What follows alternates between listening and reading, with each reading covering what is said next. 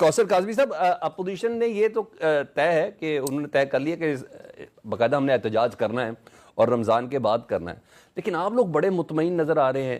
وہ 26ویں آئینی ترمیم کی وجہ سے مطمئن نظر آ رہے ہیں یا یکجان دو کالب کی وجہ سے مطمئن نظر آ رہے ہیں؟ کوئی آپ کو ایسا لگ گیا کہ کارکردگی آپ نے ایسی کمال دکھا دی ہے کہ جس کی بنا پر آپ کی حکومت کو کوئی خطرہ نہیں ہے؟ تھوڑا روشنی ڈالیں سر، ڈرائیں ذرا پی ٹی آئی کو ڈرائیں. بسم اللہ الرحمن الرحیم. رب صلی علی محمد و آل محمد. سلمان، ابھی نعیم نے بڑے اتحادیوں کا ذکر کیا جس میں مارنگ بلوچ صاحبہ سے لے کے کچھ اور نام لیے، تو میرے حال میں ایک ٹی ٹی پی رہ گئی ہے جس کا نام لینا باقی تھا، کیونکہ حصول اقتدار کے لیے یہ کسی بھی سطح پہ جا سکتے ہیں، کسی بھی حد تک جا سکتے ہیں، کیونکہ بیانیہ تو کوئی ٹھوس اب بچا نہیں. جھوٹ پہ مبنی باتیں ہیں، فسطائیت کا حوالہ دیا جا رہا ہے، کانفرنس سے روکا جا رہا ہے.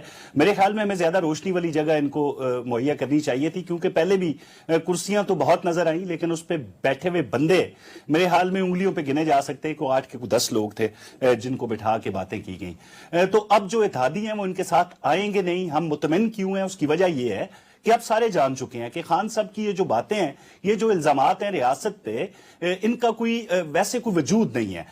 یہ بات کرتے ہیں، یہ آرٹیکل لکھتے ہیں ٹائم جیسے پلیٹ فارم کے اوپر، وہ کون لکھ رہا ہے جیل کے اندر سے؟ ان کا جو ایکس ہینڈل ہے، جو ٹویٹر اکاؤنٹ ہے، وہ کون چلا رہا ہے؟ اب یہ باتیں اتحادیوں کو، جو کہ جمہوری جماعتیں ہیں جن کا ہر مفاد جو ہے ملک کی سالمیت کے ساتھ اور ملک کی عزت و وقار کے ساتھ جڑا ہوا ہے، تو وہ ان کے ساتھ کسی صورت نہیں بیٹھیں گے. اس لیے ہم ذرا بے فکر ہیں. جہاں تک آپ نے کارکردگی کی بات کی سلمان، تو بالکل پنجاب ہو یا وفاق ہو، جس ملک کو یہ تباہی کے دھانے پہ چھوڑ کے گئے تھے، اس کو ہم نے نہ صرف ڈیفالٹ ہونے سے بچایا بلکہ ہر طرح کی سرمایہ کاری اب ملک میں آنا شروع ہو چکی ہے. پنجاب کے اندر سٹوڈنٹ سے لے کے بے روزگار نوجوانوں سے لے کے بے گھر افراد سے لے کے معذوروں تک کو جو ہے وہ استفادہ حاصل کر رہے ہیں. جو وزیر اعلیٰ پنجاب مریم نواز کے منصوبے ہیں، ان پہ یہ شکایت تو کرتے ہیں کہ اخبارات میں اشتہارات آتے ہیں لیکن ایک منصوبے کو جھوٹا نہیں قرار دے سکتے.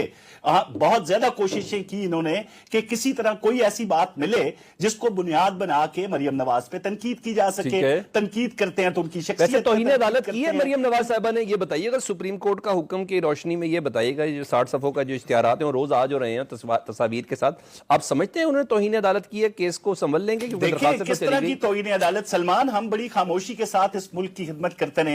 لیڈرشپ چاہے وہ میاں نواز شریف ہوں، شہباز شریف ہوں یا دیگر ہوں، آج سے پہلے اس طرح کی تشہیری مہم آپ نے نہیں دیکھی. اس کا اثر کیا ہوا؟ اس کا اثر یہ تھا کہ نوجوان نسل کے ذہن میں انہوں نے گن ڈالا. ان کو بتایا گیا کہ ہم نے تو کچھ نہیں کیا، لیکن ہمارے جو سیاسی حریف ہیں وہ چور ہیں، وہ ڈاکو ہیں، انہوں نے ملک کا پیسہ کھایا ہے، وہ ملک سے لوٹ کر لے گئے ہیں. تو پہلے جو ہم خاموش تھے اب نہیں رہیں گے. اس طرح کی اشتہاری مہم آپ کو آئے دن نظر آتی رہے گی، جو کہ تحریک انصاف کے دور میں آپ کو یاد ہے پورے صفحے پہ ایک جملہ لکھا گیا تھا، ہم مصروف تھے یا ہم مصروف ہیں. کیا 2 ٹکے کا کام نہیں کیا. کوئی ایک منصوبہ بتا دیتے کہ ہم نے فلاں چیز کی ہے، تو اب ہم بالکل بتا کے کریں گے جی، پوری قوم کو بتائیں گے. اچھا، اس کا مطلب ہے یہ جو اشتہاری مہم ہے یہ بچوں کی تربیت کی بھی مہم ہے، جوانوں کی تربیت کی بھی مہم ہے، آپ یہ کہنا چاہ رہے ہیں؟ ایسے ہی ہے سر. موجودہ نسل کو کیا پتا تھا کہ آج اگر آپ دیکھیں کہ اگر یہاں پہ یوکرینین پریزیڈنٹ کو وہاں پہ اس کو بے عزتی کا سامنا کرنا پڑا تو اس کی بنیادی وجوہات کیا تھی؟ اگر اس طرح کی اقوام ہوں گی تو ہمیں اپنی جو نسل ہے موجودہ، جس کے ذہن میں گن ڈال کے ان کو ایک کلٹ میں مبتلا کیا گیا سلمان، ان کو ہم بتائیں گے کہ بھائی آپ کے پاس ایٹمی اثاثے کیوں ہونے چاہیے، جس کے حوالے سے خان صاحب کہتے تھے کہ بھائی یہ اگر ہمارا امن ہو جائے انڈیا کے ساتھ تو ہمیں ان ایٹمی اثاثوں کی ضرورت نہیں ہے. این اس وقت انہوں نے یہ جملہ بولا تھا سلمان جب وہاں سے اسرائیلی صدر نے کہا تھا کہ اگر ہم خطرہ ہے ہمیں تو پاکستانی فوج سے، اور پاکستانی فوج کے پاس جو ایٹمی اثاثے ہیں ہمیں ان سے خطرہ ہے. این اسی دور میں عمران خان صاحب کا یہ بیان سامنے آیا تھا کہ بھائی اگر انڈیا سے امن ہو جائے تو ہمیں ان کی ضرورت نہیں ہے. اچھا، ایک سوال کا جواب دیں. مولانا فضل الرحمان صاحب کو سٹینڈ بائی کیسے رکھیں گے؟ مولانا فضل الرحمان صاحب کو آپ سب سے علیحدہ کیسے رکھیں گے؟ مولانا صاحب کا پہلے دن کی سٹیٹمنٹ ہے یہ اسمبلیاں ہی جعلی ہیں، اربوں روپے دے کے خریدی گئی ہیں. دیکھیں اسمبلیوں کے حوالے سے تو وہ گھر کو آگ لگی گھر کے چراغ سے، تو مروت صاحب نے بڑے کھل کے کہا کہ یہ فارم 47 کا جو الزام لگاتے ہیں حکومت پہ، تو ہماری پارٹی کے اندر بھی ایسے لوگ موجود ہیں جو کہ ایک حلفیہ بیان دے کے فارم 47 کے تحت اسمبلیوں میں پہنچے ہیں. تو متنازع الیکشن پہ الزامات، نتائج پہ الزامات، پوری تاریخ پاکستان بھری پڑی ہے سلمان اس سے. تو میرے خیال میں ان کی کوئی اوقات ہوتی نہیں ہے.